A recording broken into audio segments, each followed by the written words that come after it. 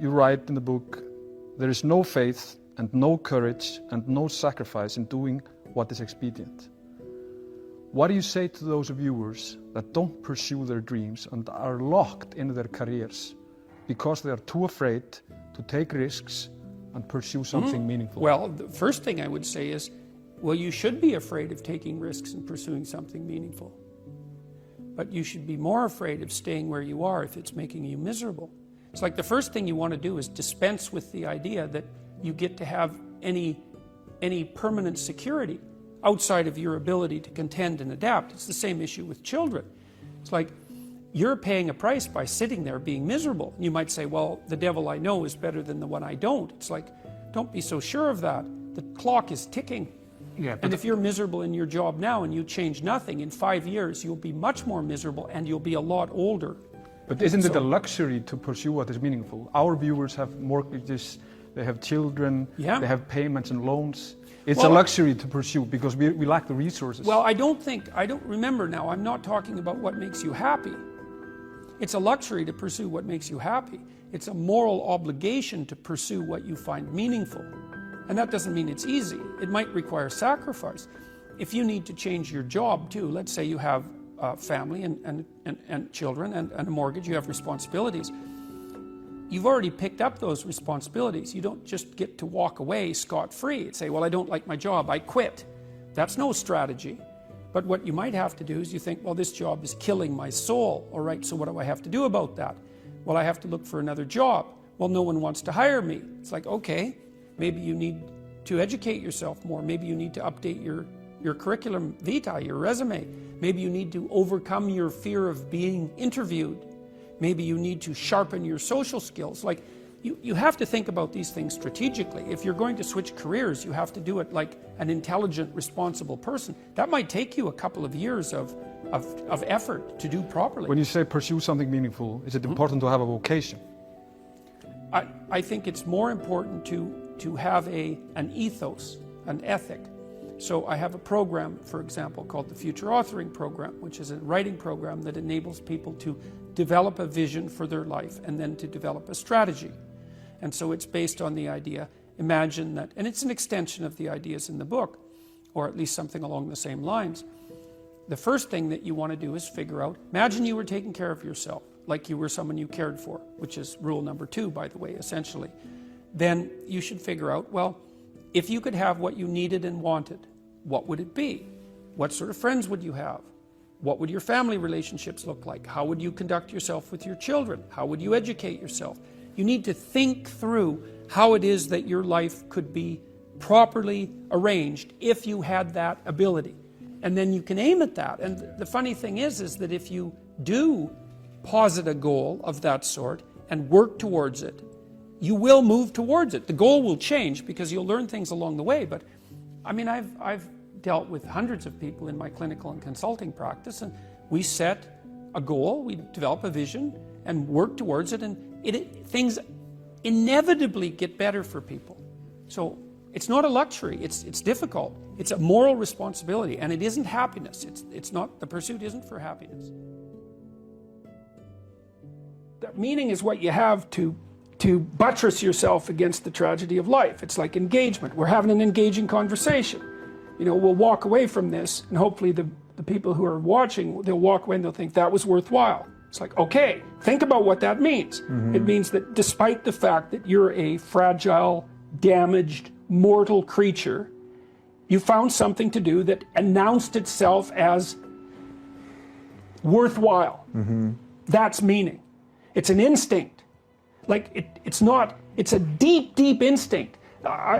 It's maybe the deepest instinct. It's like a form of vision, except it's not like an embodied sense. It's not a specified sense. Meaning tells you when you're in the right place.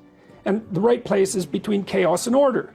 And those are real places. Your hemispheres, like your right hemisphere is roughly evolved, let's say, to deal with things you don't understand. That's chaos. And your left is there to deal with things you do understand. And you can't just stay with the things you do understand because you already understand them.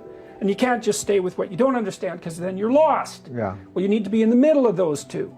And you can tell when you're in the middle because everything lines up. and you feel engaged and that what you're doing is meaningful.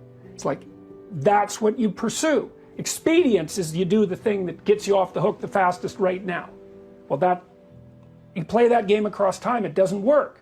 It sends you down because you're sacrificing the future for the present. Meaning doesn't do that. Meaning says, I'm here where I should be. And you can't tell why, it's just that everything is right. And you get this physiological sense. Right place, right time, right conversation, you know? And that's usually a conversation where you're both trying to expand the way that you look at the world. Well, so you follow this meaningful path. That's your buttress against the tragedy that produces resentment and malevolence. His meaning is the antidote to that. And that's the fundamental religious truth. And it's really true. That's the thing that's so... Life is suffering. That's true. There's malevolence. That's true. Meaning is the antidote to that. Yes. And it's not some kind of fragile epiphenomena. It's the deepest thing. So people need to know that. It's so important to know that. People say, well, meaning isn't real. It's like, no, that's wrong. It's actually the most real thing. It might even be more real than suffering and evil. It's possible. And like, I think about this technically, you know, this isn't a metaphysical assumption that I'm making. And you do feel it. You feel it in your body. It's not just a mental thing. It's not an idea. It's a place. It's a place. Because we're in time and space, right? And a place is a place, you know, 3 dimensions of space, but it's also a time. And when the place and the time are set up properly, you're in the right place. And your brain is telling you that. Your being is telling you that. Yeah, you got it right. Right? You know, it's going to fall apart because you're not going to be there all the time. Right. You forget that pretty quick often, right? Yeah. Like, that's just part of life. Yeah, well, you say, you know, you go see a great movie. It's like, hey, you're in the right place at the right time, and you're engaged. You're completely engaged in it. It's because there's no other way to put it. You're in the right place at the right time, and the meaning is the signal of that. And so the purpose of profound religious contemplation, in some sense, in the deepest sense, profound philosophical contemplation, is to learn how to be in the right place at the right time all the time.